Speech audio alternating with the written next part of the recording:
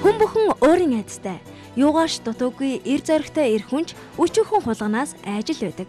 Тэгвэл Холливуудын одод юунаас айдаг юм бол?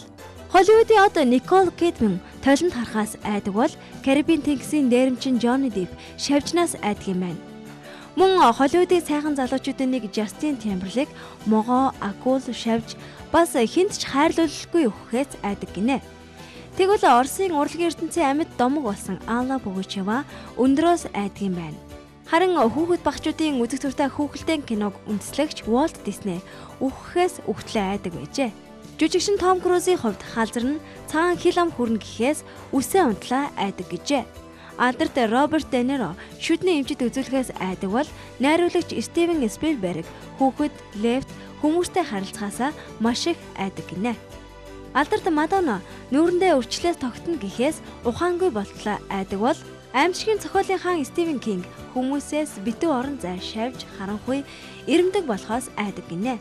Харин Францын цэргийн сууд жанжиг Наполеон цагаан мориноос маш их айдаг байсан гэдгээ. Харин Сталины хувьд хорлогдох онгоцоор нисгээс айдаг байсан төдийгүй унтахаасаа айдаг байсан болохоор өдөржин шөнжин ажиллаж туйлдаа хүртэл ядарсныхаа дараа л албан хүчээр шахуу унтдаг байжээ. Ромын хаан Юлий Цезар аянганд нэргүүлэхээсээ айдаг байж. Сууд зохиолч Толстойн хувьд үхлээс айдаг байсан байна. Харин Пушкины хувьд шаргал үстэй эрэгтэй хүний гарт үхэхээс айдаг байжээ. Ингээд бодохоор төгс хүн гэж байдаггүй бололтой.